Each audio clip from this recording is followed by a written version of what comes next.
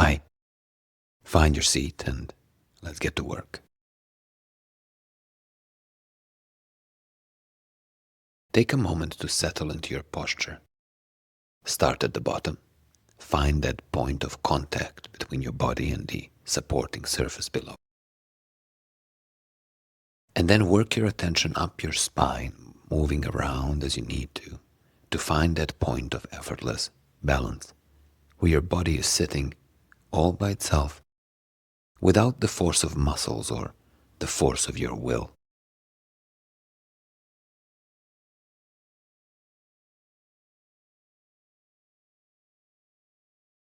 And don't worry so much about what this looks like. There is no need to chase some perfect posture that you have visualized in your head. For some of us, this may require that we lean against the wall or the backrest of the chair. For some, this may even require laying down. There are those of us with broken bits that don't always allow us to sit straight.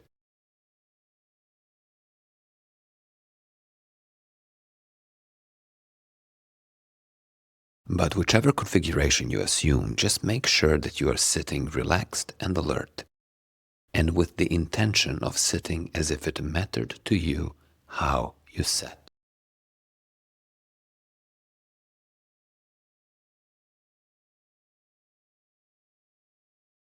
Taking a moment to find your breath and the expansion and contraction of your abdomen or the rising and falling of your chest tends to help with this.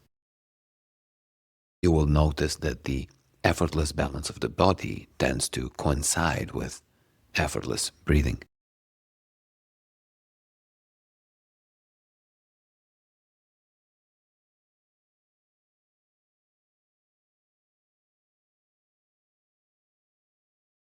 And when you are ready, you might take a couple of deep breaths all the way in with a slight pause at the top, and all the way out with a long, complete exhale.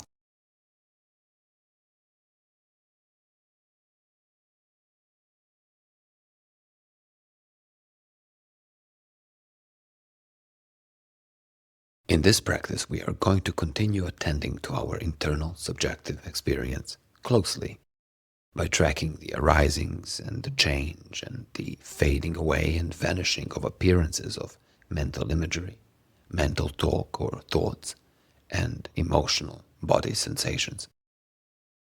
And we are going to lean in a little bit closer this time with a bit more refinement. We are going to pay special attention to the change and the vanishing aspect of all experience.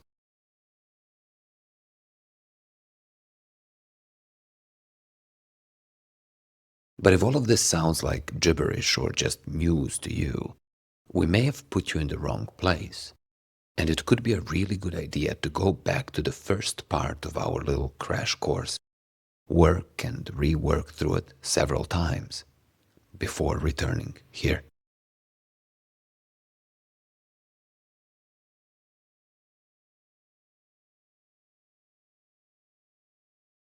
Before getting to work, take a couple of minutes to hone the blade of your attention a little bit.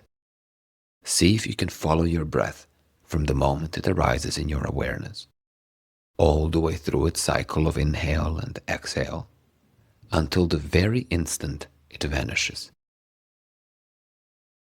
And see if you can approach your breath not as an objective thing out there that you can follow more or less accurately, as you may follow cars on the highway, but as an appearance in those spaces of seeing, hearing, feeling. Attend to your breath not as a thing, but as an experience. This is a subtle shift, but it matters.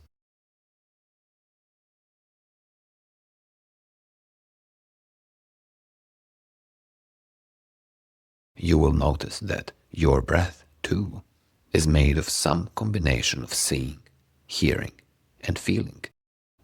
You may be feeling the passage of air through your nose or the back of your throat, the expansion, contraction of your abdomen or your chest. There will likely be some mental imagery associated with movement around these parts. And almost certainly There will be a background narrative of mental talk.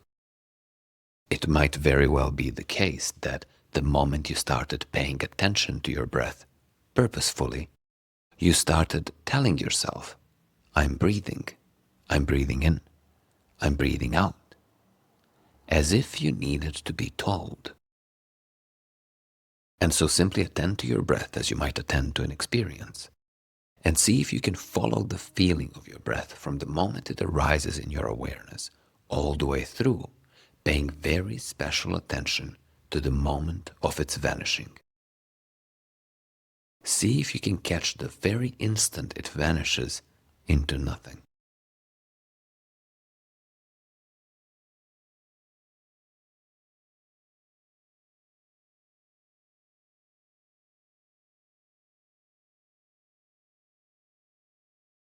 Your mind will wander. There will be seeing of mental images. There will be mental talk. There will be sounds and sensations. When you find your mind has wandered, simply note this and gently return to the task at hand. Follow your breath. Notice how it changes and pay special attention to the moment of vanishing.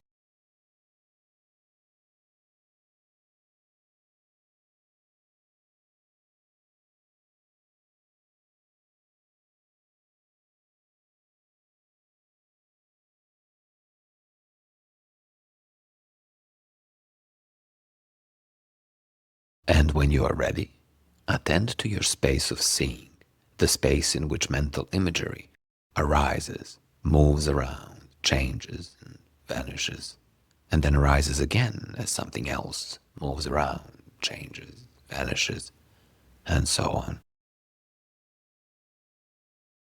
And begin tracking. Each time you notice your attention has moved from one mental image to the next, or that the mental image you are attending to has changed or is changing or has become somehow otherwise, simply note this and label it seeing.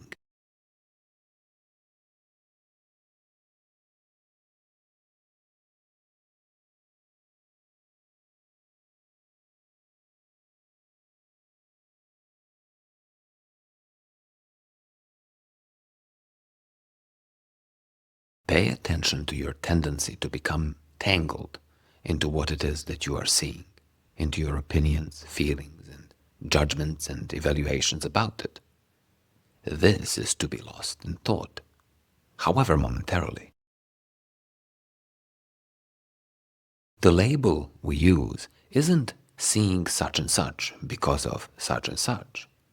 It is seeing full stop, as in there is seeing going on, regardless of the content, and that seeing is being known.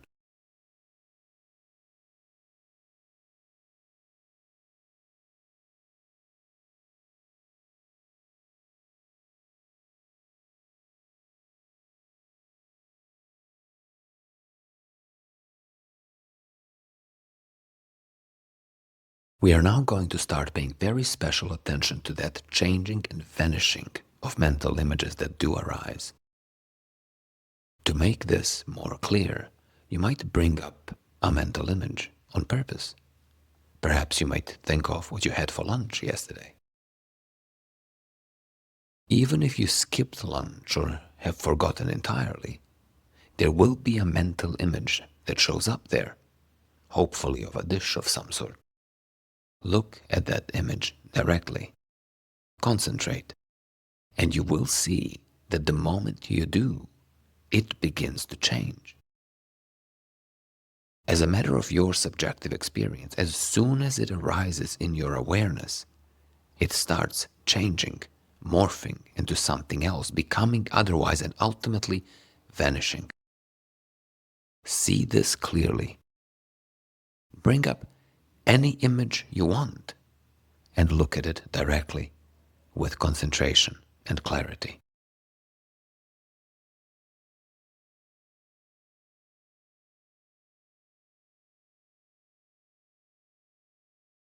And now, instead of noting and labeling the arising of mental images, See if you can spot the very moment of vanishing.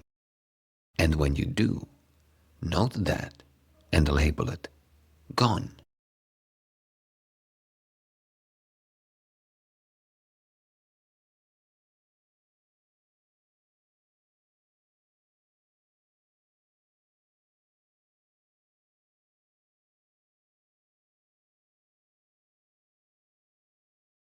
In training, we would do this dozens or hundreds of times with various mental images, from the simple, innocuous ones like your lunch or a piece of fruit, all the way to the alarming and triggering and disturbing images and memories. We are not going to do that today.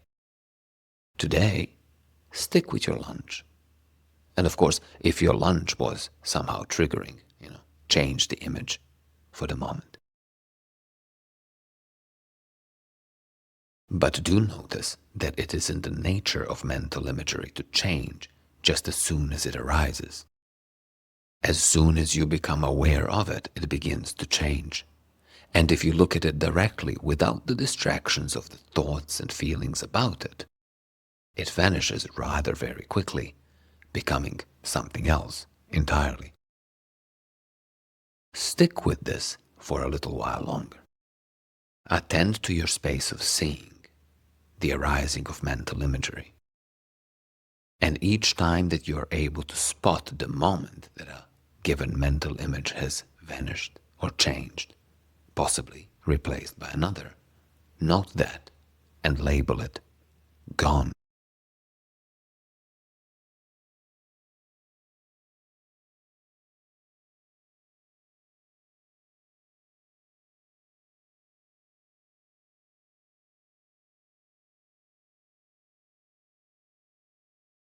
You might check in with your breath for a moment, just to take a little break.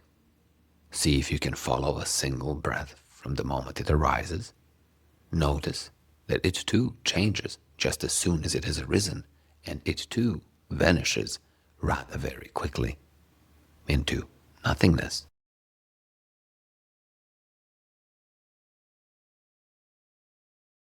And when you are ready, attend to your space of hearing, the space of mental talk and thought.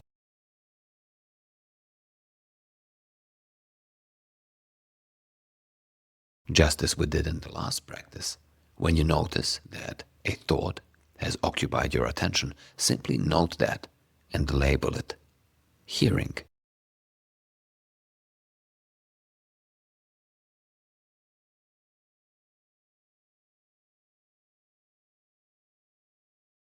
And if you find yourself distracted by the content of thoughts, entangled in your opinions about it and your feelings about it and what that content might or might not mean, notice that this too is thinking. There are thoughts about thoughts about thoughts. Note them and label them.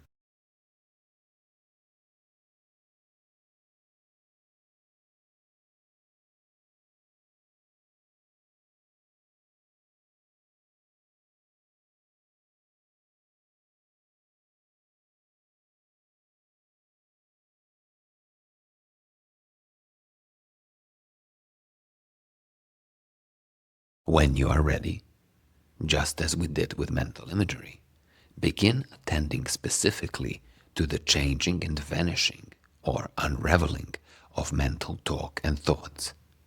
And you will notice that thoughts also begin to change just as soon as they arise in your awareness and unravel, becoming something else, vanishing back into nothing.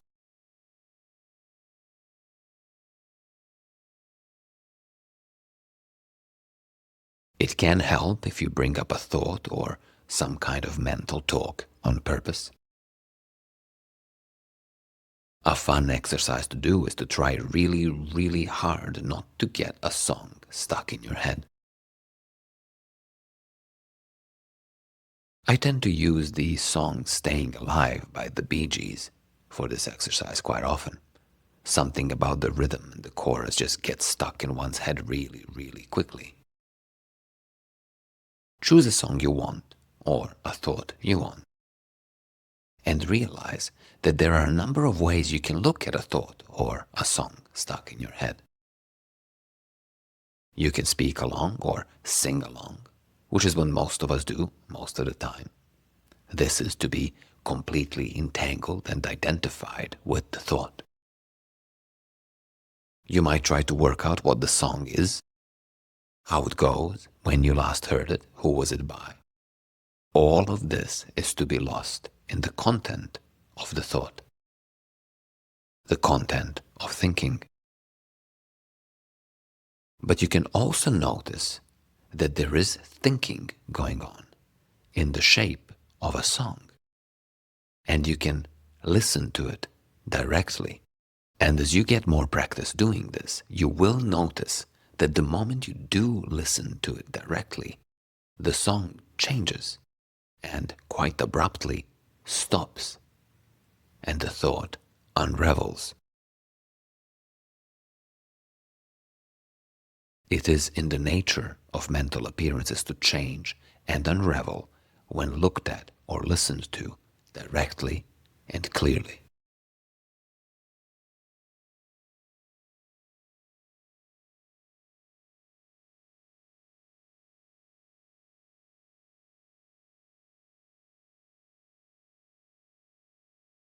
In training, we would, of course, do this hundreds of times, bringing up all sorts of thoughts, generally the not all that comfortable ones. They all have the same nature. Just as soon as a thought arises in your awareness, as soon as you become aware of it as a thought, it begins to change, unravel, and vanish. Another one pops up, which may be just as uncomfortable, but that too has the same nature.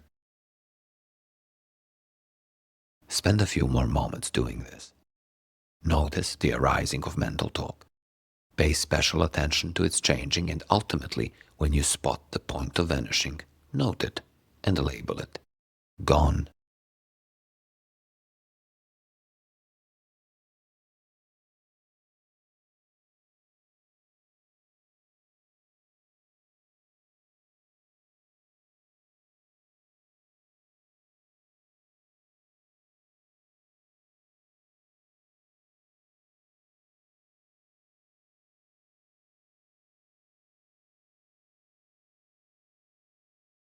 You might take a little break now.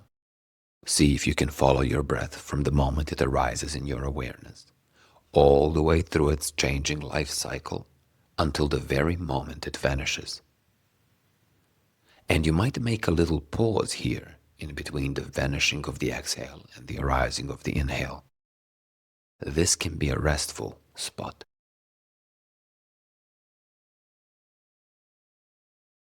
Take a couple breaths like this.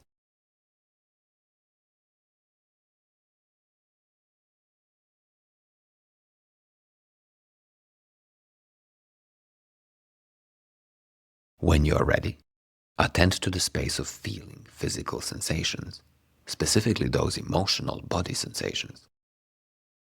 And just like we did in the previous practice, when you notice that your attention has landed on an emotional body sensation, or that an emotional body sensation you have attended to has changed or moved somewhere else in your body, like from your diaphragm to your throat or to your eyes or to your jaw muscles, notice this and label it.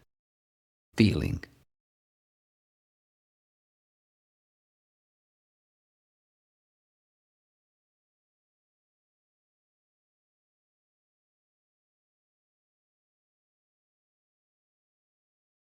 Demonstrating gone in the context of emotional body sensations is a little bit trickier than it was with seeing of mental imagery or hearing of mental talk.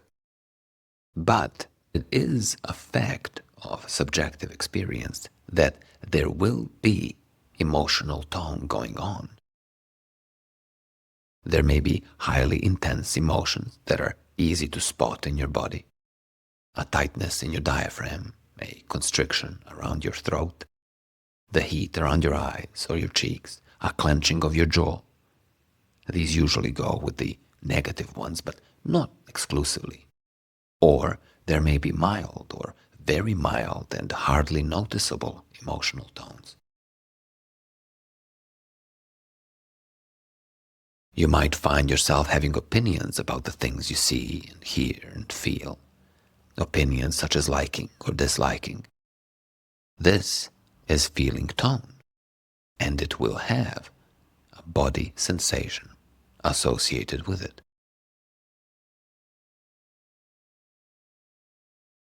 In the ideal world of training, at this point, we would go around triggering stuff. We would aim to trigger some rather intense emotions so that we can work with things very clearly. But this crash course is not the place for that, so you're going to have to work with what you've got. What you can do is pay special attention to those common points in which emotional body sensations tend to arise. These are usually somewhere around your belly, around your solar plexus or your diaphragm, your chest, your throat, around your eyes and jaw muscles, the heat around your ears or your palm. There will be something going on.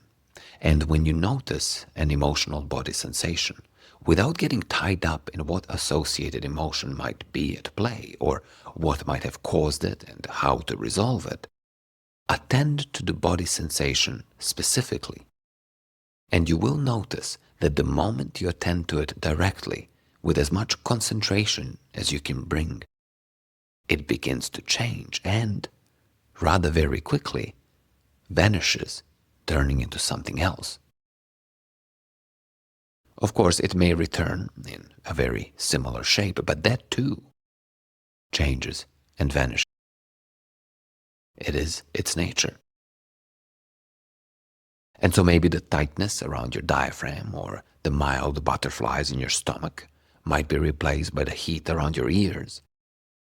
Each time such replacement occurs, when you notice a moment that a given emotional body sensation has vanished and been replaced, note that and label it gone.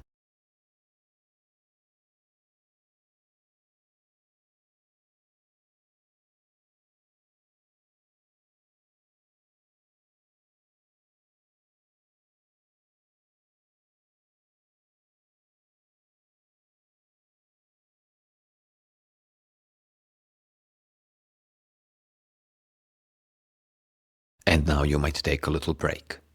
Follow your breath for a moment, from its arising all the way through its life cycle until the very instant it vanishes from your awareness.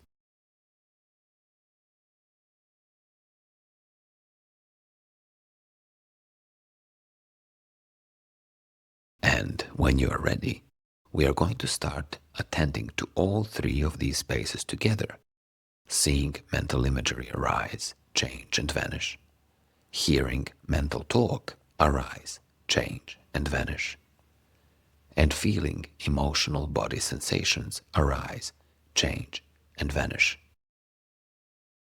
And just like we did in the previous practice, each time you notice your attention has landed on mental imagery, note it and label it seeing. If your attention has landed on mental talk, note that and label it hearing. And if it has landed on an emotional body sensation, note that and label it feeling.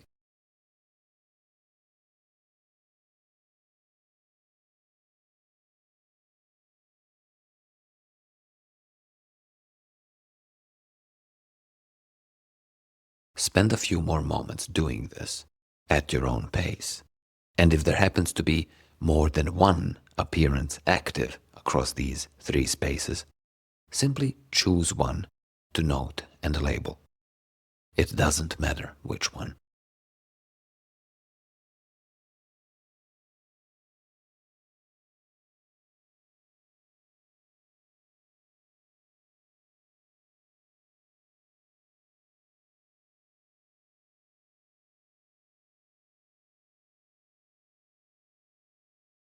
When you are ready, Begin attending closely to the changing and vanishing of the particular appearance in the seeing, hearing, and feeling that you are attending to.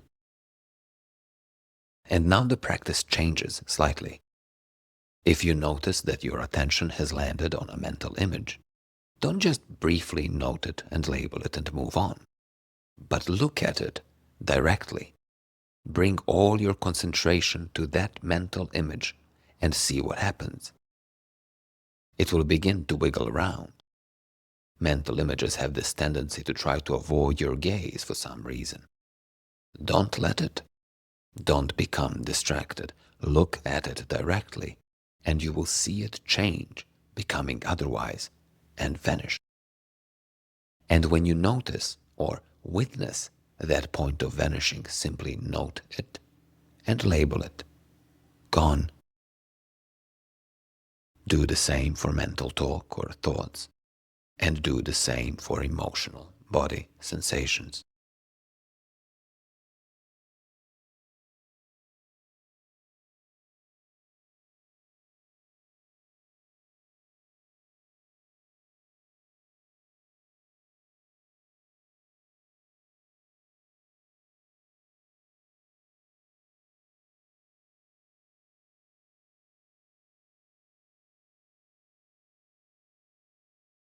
You will notice that in order to do this, the pace at which you work will have to slow down a lot. Whereas in the last practice you were making one noticing per breath or even two noticings per breath. Here, the pace is a lot slower. You are not here noticing just the arisings, of which there are many, for things are always changing. But you are paying special attention to the changing process and the moment of vanishing. And when you notice that a mental image or mental talk or an emotional body sensation has changed, is fading, reducing in intensity, or has vanished, note that and label it. Gone.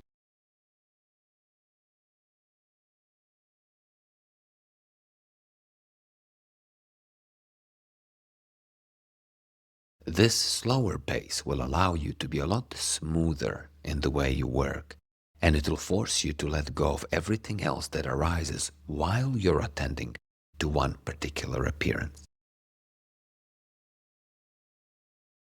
And so with practice, it will become natural to work with one thing at a time.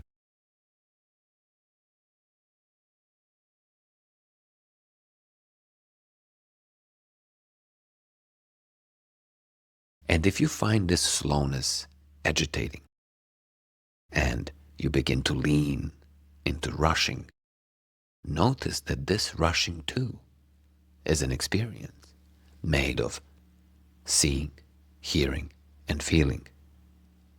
And if you apply your concentration and clarity to any one of those aspects, they too change, fade away, and vanish. Keep going. Every time you notice that a mental image or a thought or an emotional body sensation that you are attending to has changed, faded, or vanished, note that and label it. Gone. Notice gone, the changing and passing of all things.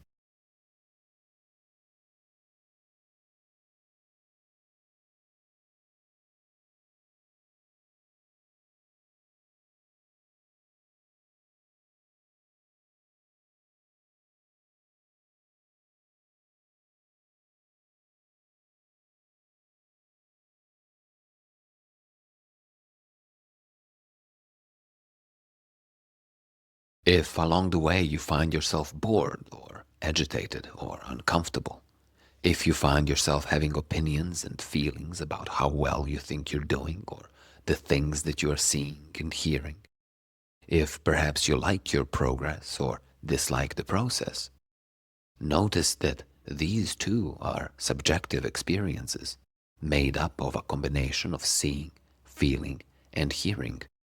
and that each of those arisings changes, fades, and vanishes on its own, in its own pace, and in its own time, when you look at it or listen to it directly with concentration and clarity.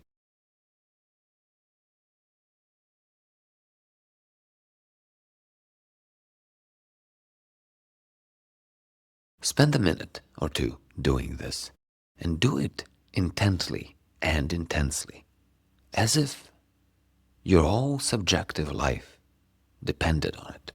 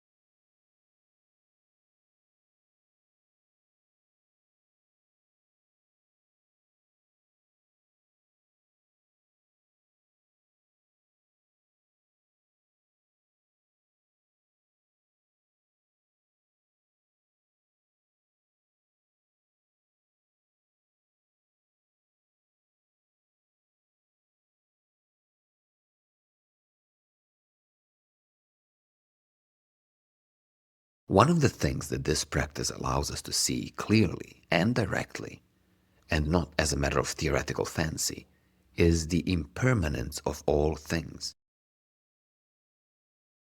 All of your internal subjective experience, all of your experience is impermanent. Just as soon as it arises, as soon as you become aware of it, it begins to change, and it all vanishes. And so as you are attending to your seeing, hearing, and feeling, arising, changing, fading away, it is almost as if you're standing at the edge of a waterfall.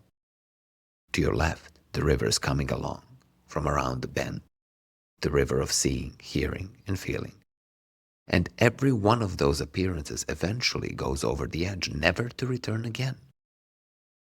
Of course, certain images and thoughts and feelings will seem to recur, but they're not the same. They take a very similar form or similar shape, so we recognize them and categorize them as anger or that sad memory or this thing that we have experienced before, but they are not the same thing. They are a fresh appearance, a seeing, a hearing, a feeling, arising, changing, becoming otherwise, and vanishing, all by themselves.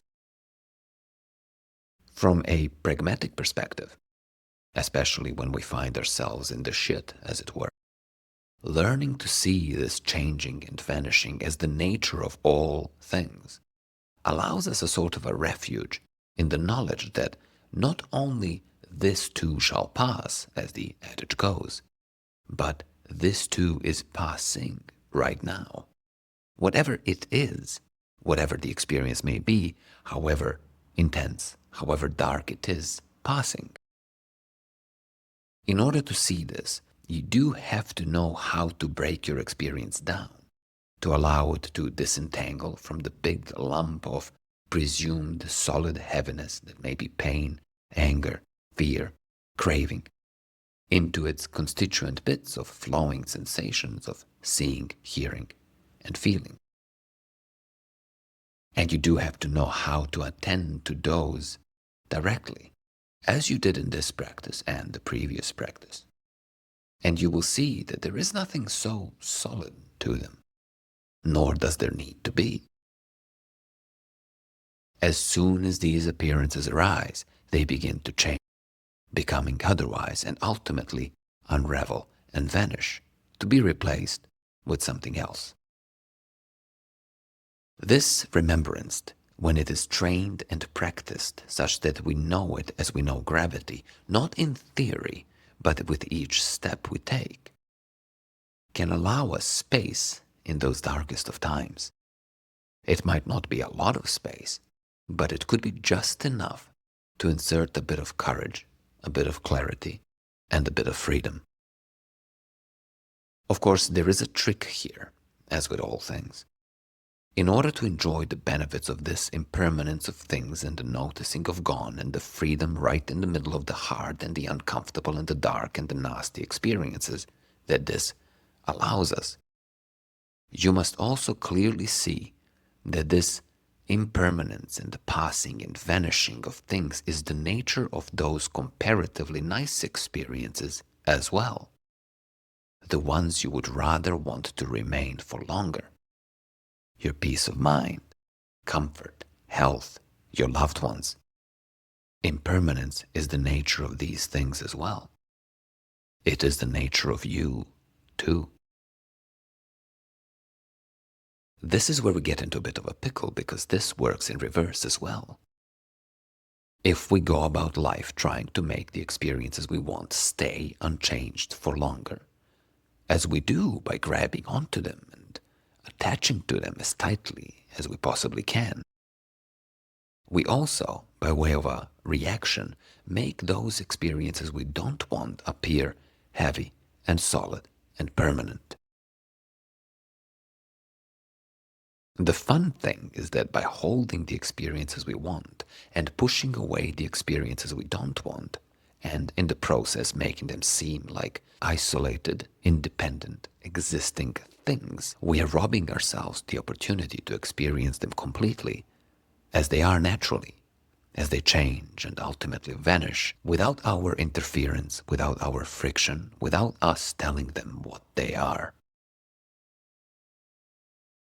And so you can think of this practice as the beginnings of a training of a particular skill to take any presumed instance of experience, anything you can think of as a single given experience, and disentangle it into its constituent bits of seeing, hearing, and feeling, and then attend to these appearances one at a time, clearly, directly, seeing them change, unravel, and vanish in real time. This affords space.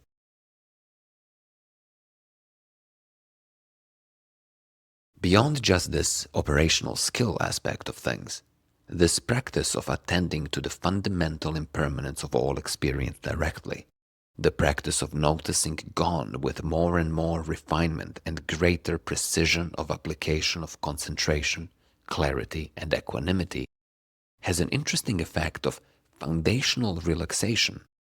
Once you get past the initial freak out of realizing that you too are an appearance that is changing and passing, but we'll leave that for another time.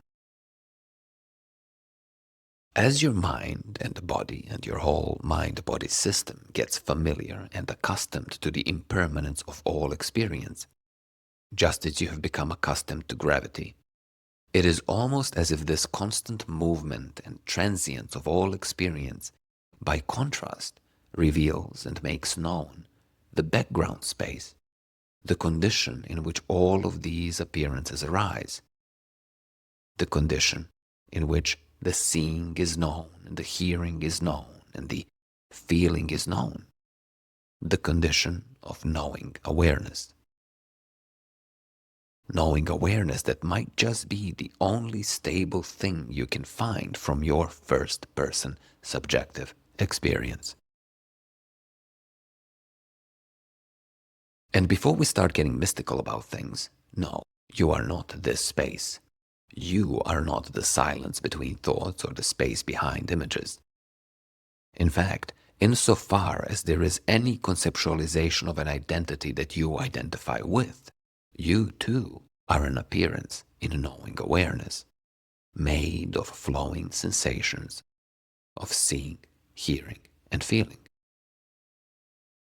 But that's besides the point for the moment. The point is that learning to notice gone also allows you to notice something that is never gone, having never really been. But maybe we will leave this for another time as well. For now, make a point of making a practice, a training, of attending to the changing and vanishing of all experience. It affords a great deal of space when you need it most. But it has to be trained. This is not something you can learn in a book or in a YouTube video. This is a matter of training and quality repetitions, hundreds and hundreds, over and over, until it becomes like walking. So, have fun.